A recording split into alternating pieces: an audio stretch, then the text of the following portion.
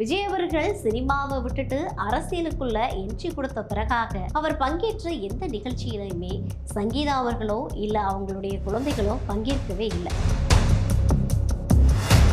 இப்போ அதுக்கப்புறமா பார்த்தீங்க அப்படின்னா திடீர்னு இதுவரைக்கும் அரசியல் களத்துல தான் பிரச்சனை அப்படின்னு பார்த்தா தன்னுடைய பொது வாழ்க்கையிலையும் தனிப்பட்ட வாழ்க்கையிலையும் விவாகரத்து அப்படின்ற விஷயம் பெரிய பூகம்பத்தை கிளப்பியிருக்கு.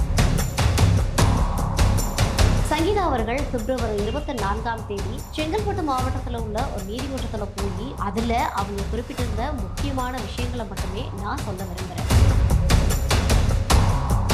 விஜய் சங்கீதா திருமணம் கடந்து வந்த பாதை. திடீரென தமிழகத்தில் பூகம்பத்தை ஏற்படுத்தி இருக்கக்கூடிய விஜய் சங்கீதா தம்பதியின் விவாகரத்து வழக்கு.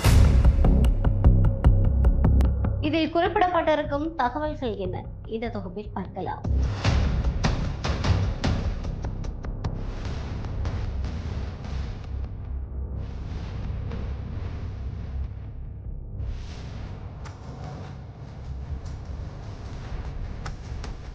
லண்டனை சேர்ந்த மிகப்பெரிய தொழிலதிபரோட பொண்ணு தான் சங்கீதா. சங்கீதா அவர்களும் விஜய் அவர்களும் காதலித்து தான் திருமணம் செஞ்சுருக்காங்க. 1998 நிச்சயதார்த்தம் நடந்து 1999 ஆகஸ்ட் மாதம்தான் விஜய் அவர்களுக்கும் சங்கீதா அவர்களுக்கும் திருமணமானது நடந்திருக்குது. அதன் பிறகாக சஞ்சய் அப்படின்ற ஒரு மகனும், அவருக்கு இப்போ 27 வயதாகுது. அதுக்கப்புறம் திவ்யா அப்படின்ற ஒரு மகளும் இருக்காங்க. திவ்யா அவர்களுக்கு இப்போ 20 வயதாகுது.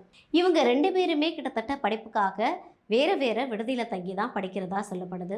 சங்கீதா அவர்களுமே கடந்த 5 வருடங்களாக இங்கே இல்லை, சென்னையில் இல்லை, லண்டனில் தான் இருக்காங்க அப்படின்னு சொல்லப்பட்டுட்டு வருது. இந்த நிலையில் அப்போ நீலாங்கரை வீட்டில் யார் தான் இருக்கா அப்படின்ற ஒரு பெரிய கேள்வி எழுந்த நேரத்தில் தான் நீலாங்கரை வீட்டில் கடந்த 2 வருடமாகவே விஜய் அவர்கள் மட்டுமே தன்னிச்சு வாழ்ந்து வர்றதா சொல்லப்படுது. விஜய் அவர்கள் சினிமாவை விட்டுட்டு அரசியலுக்குள்ள என்ட்ரி கொடுத்த பிறகாக அவர் பங்கேற்ற எந்த நிகழ்ச்சியிலையுமே சங்கீதா அவர்களோ இல்லை அவங்களுடைய குழந்தைகளோ பங்கேற்கவே இல்லை. இதுவே தமிழக அரசியல்ல பெரும் புயலை கிளப்பின நிலையில பெரும் பேசு பொருளாகவும் மாறிச்சு, பல்வேறு விமர்சனங்களுக்கும் உள்ளானுச்சு. கிட்டத்தட்ட 27 வருடங்கள் திருமண வாழ்க்கைக்கு பிறகு சங்கீதா அவர்கள் திடீரென விஜய் கிட்ட இருந்து விவாகரத்து வேணும் அப்படின்னு செங்கல்பட்டு மாவட்டத்தில் உள்ள குடும்ப நல நீதிமன்றத்தில் மனு ஒன்று அளித்ததா சொல்லப்பட்ட விஷயம் தமிழ்நாடு மட்டும் இல்லை, இந்தியா முழுக்கவுமே பரவலாக பேசு பொருளாக மாற ஆரம்பிச்சிருக்கு. இது விஜயோட ரசிகர்கள் மட்டும் இல்லாமல் அரசியல் களத்திலையுமே இது ஒரு புயலை ஏற்படுத்தி இருக்குன்னே சொல்லலாம். ஏன்னா எல்லாருக்குமே தெரியும், விஜய் அவர்கள் சமீப காலமாக சந்திச்சுக்கிட்டு வரக்கூடிய பிரச்சனைகள்ன்றது அவ்வளோ பிரச்சனைகள் இருக்குது. எல்லோருக்குமே தெரியும், கரூர் விவகாரம் தொடங்கி ஜனநாயகன் பட வழக்கு, அதுக்கப்புறமா பல்வேறு பொலிட்டிக்கல் ப்ரெஷர்ஸ், இப்போ அதுக்கப்புறமா பார்த்தீங்க அப்படின்னா திடீர்னு இதுவரைக்கும் அரசியல் களத்தில் தான் பிரச்சனை அப்படின்னு பார்த்தா தன்னுடைய பொது வாழ்க்கையிலையும் தனிப்பட்ட வாழ்க்கையிலையும் விவாகரத்து அப்படின்ற விஷயம் பெரிய பூகம்பத்தை கிளப்பியிருக்கு. இந்த சூழ்நிலையை விஜய் அவர்கள் எப்படி கையாள போகிறாங்க அப்படின்றது தெரியல. சங்கீதா அவர்கள் பிப்ரவரி 24 செங்கல்பட்டு மாவட்டத்தில் உள்ள ஒரு நீதிமன்றத்தில் போய் மனு கொடுத்ததில் பல்வேறு விஷயங்களை சுட்டி காட்டியிருக்கிறாங்க. அதில் அவங்க குறிப்பிட்டிருந்த முக்கியமான விஷயங்களை மட்டுமே நான் சொல்ல விரும்புகிறேன். அதாவது என்ன அப்படின்னா, விஜய் அவர்கள் 2021 தனக்கு துரோகம் செஞ்சதாகவும் வேறு ஒரு நடிகையோட ஒன்றா இருந்ததாகவும் அந்த மனுவில் அவங்க தெரிவிச்சிருக்காங்க. விஜய் அவர்கள்கிட்ட அந்த 2021 நீங்கள் அந்த உறவிலிருந்து வெளியில் வரணும், தன் குழந்தைகளோடையும் தன்னோடையும் டைம் ஸ்பெண்ட் பண்ணணும், இது தவறான ஒரு விஷயம் அப்படின்னு அட்வைஸ் பண்ணதாகவும், ஆனாலும் விஜய் அவர்கள் திருமணத்தை மீறிய உறவில் அந்த நடிகை கூட தொடர்ந்து இருந்ததாகவும் சங்கீதா அவர்கள் அந்த மனுவில் தெரிவித்ததா சொல்லப்படுது. ஸோ இப்படிப்பட்ட ஒரு சூழ்நிலையை சங்கீதா அவர்களால் கையாள முடியாமல் இந்த விஷயம் தொடர்ந்து சோஷியல் மீடியா முழுக்கவுமே பரவ ஆரம்பித்ததும் தன்னை உடல் ரீதியாகவும் மன ரீதியாகவும் ரொம்ப பாதித்ததுன்னு சொல்லியிருக்காங்க. இது போன்று சமூக வலைதளங்களில் வந்த விஷயங்கள், விஜய் அவர்களை பற்றி வந்த தவறான தகவல்கள் எல்லாமே தன்னுடைய குழந்தைகளுக்கும் அவமானத்தை தேடித்தர்ற ஒரு விஷயமா இருந்துச்சுன்னு சங்கீதா அவர்கள் அந்த மனுவில் தெரிவித்ததா சொல்லியிருக்காங்க.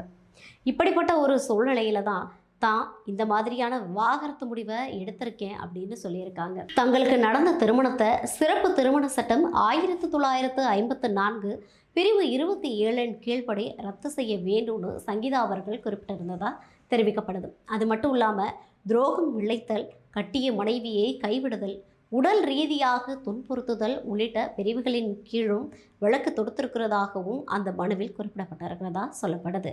அதாவது தொடர்ந்து சங்கீதா அவர்கள் இன்னும் பல விஷயங்களை முன் வச்சிருக்காங்க. என்ன அப்படின்னா, விஜய் அவர்கள் தன்னை உடல் ரீதியாக துன்புறுத்தினதாகவும், அதுக்கப்புறமா அவங்களுக்கு போகக்கூடிய நிதி கட்டுப்பாடு அப்படின்ற விஷயத்த விதித்ததாகவும் சொல்லியிருக்காங்க.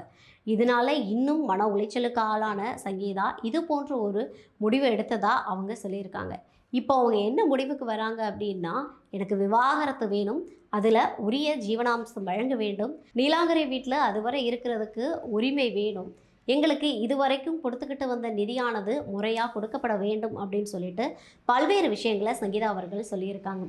ஒரு பக்கம் இவ்வளவு பிரச்சனைகள் நடந்தாலுமே இந்த வழக்கு, இந்த விவாகரத்து மனு இது எல்லாமே ஜோடிக்கப்பட்டதுன்னும், வேற ஒருத்தவங்களுடைய மனுவை சங்கீதா அவர்கள் பேரில் எடிட் பண்ணி வெளியிடப்பட்டிருக்கிறதாகவும் ஒரு தகவல்கள் பரவிக்கிட்டு இருக்குது. இந்த வழக்கோட உண்மை தன்மை என்ன அப்படின்றது இப்போ வரைக்குமே யாருக்குமே தெரியல. காரணம் என்ன அப்படின்னா, விஜய் தரப்புல இருந்தோ சங்கீதா அவர்கள் தரப்புல இருந்தோ இதுவரைக்கும் அதிகாரப்பூர்வமாக விவாகரத்து சார்ந்த விஷயங்கள் எதுவுமே வெளியிடப்படலை. இவங்க 2 பேருமே யாராவது ஒருவர் வெளியில் சொன்னால் மட்டும்தான் இந்த விவாகரத்தின் உண்மைத்தன்மை என்ன அப்படின்றதே நமக்கு தெரிய வரும். ஸோ அது வரைக்கும் சங்கீதா அவர்களுக்கும் விஜய் அவர்களுக்குமான உணர்வுக்கு மதிப்பு கொடுத்து அநாகரிகமான விஷயங்களையும் விமர்சனங்களையும் வைக்கிறத தவிர்க்க வேண்டும் அப்படின்னு நாங்கள் கேட்டுக்கிறோம்.